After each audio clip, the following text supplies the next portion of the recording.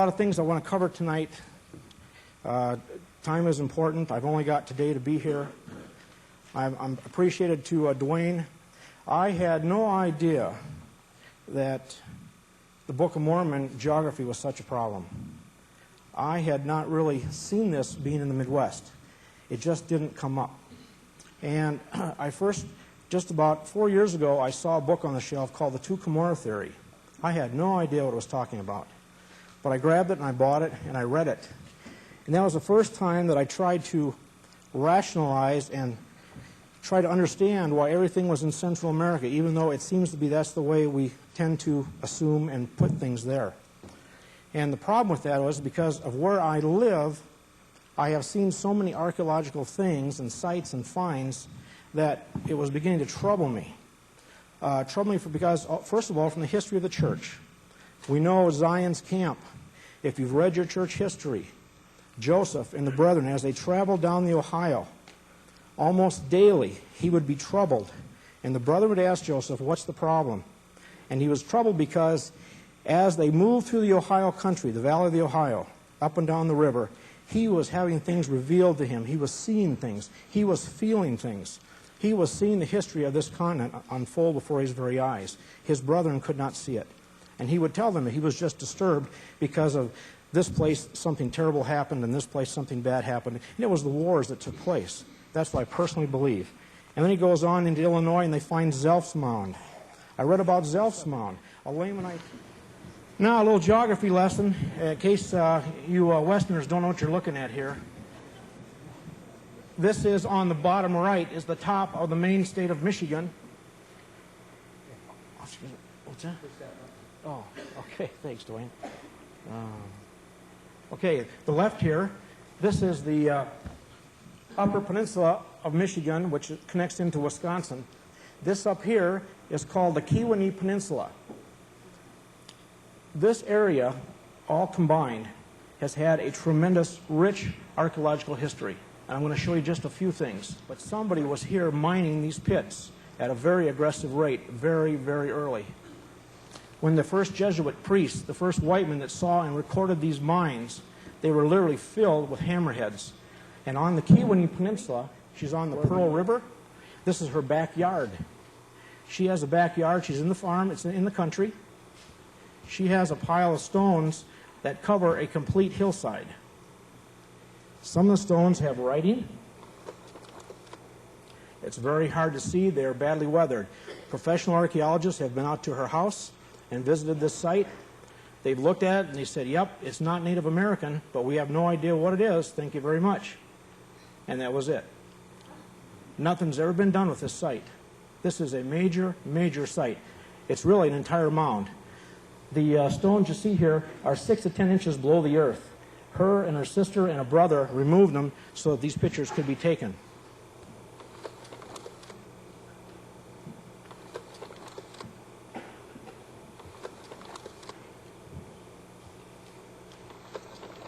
This is found in Colfax, Wisconsin.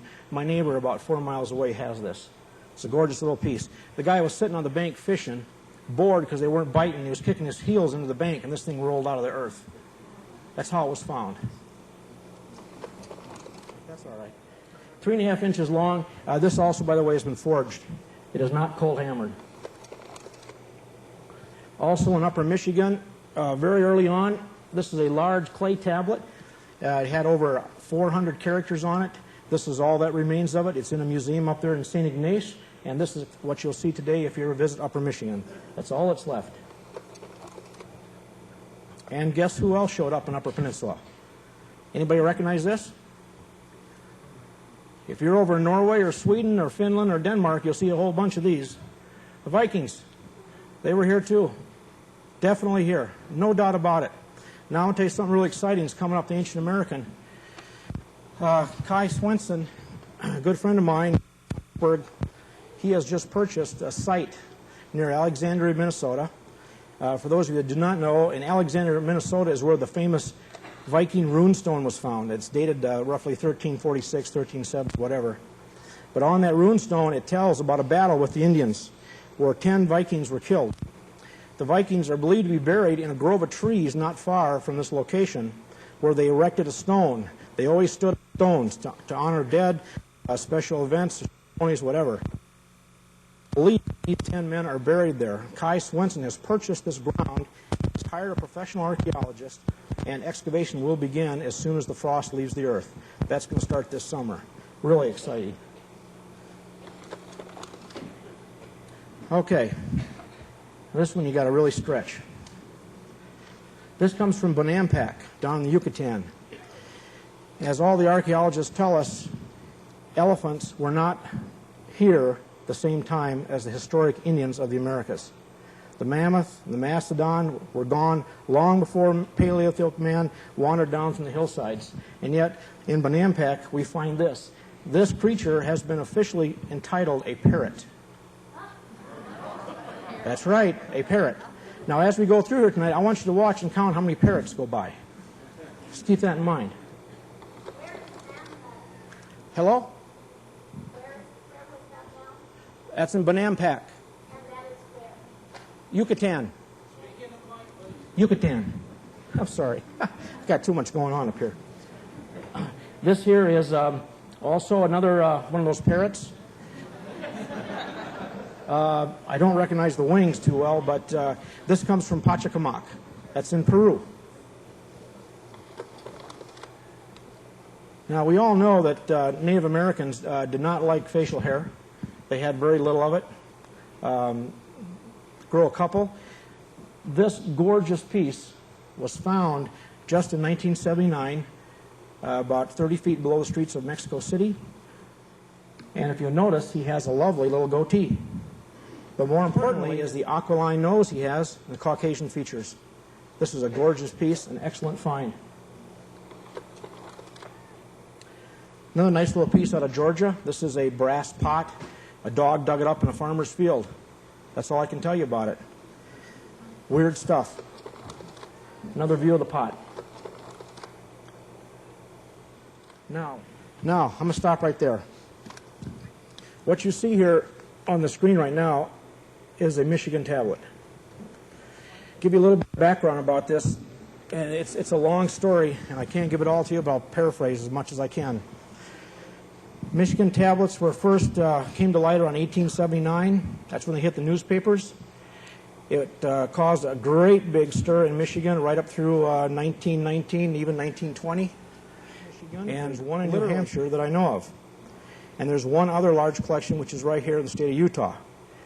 Now, these plates cover a lot of themes. You've got a little taste of it from Dwayne already. I'm going to show you a little bit more things on them before we get into something else. But they're made of copper, they're made of clay, and they're made of black slate. The mounds were very low and small. They weren't large. They were actually one-person burials oftentimes, sometimes two or three.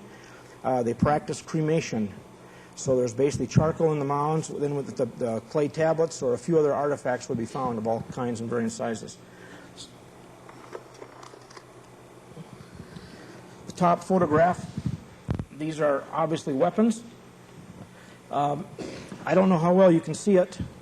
On the top, you probably can't, but on the bottom, notice the white letters right here? Can you see that in the back? This is what's called the mystic symbol. Now, this was coined.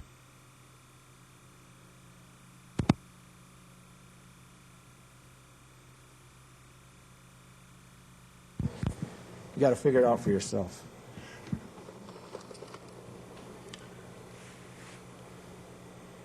Mystic symbol at the top. This scene here, we believe, represents the scene of Solomon and the two mothers fighting over one child. One child's dead, one child is alive. And what you're seeing here is the mother winning, the correct mother getting reward of the child, and the other mother being expelled.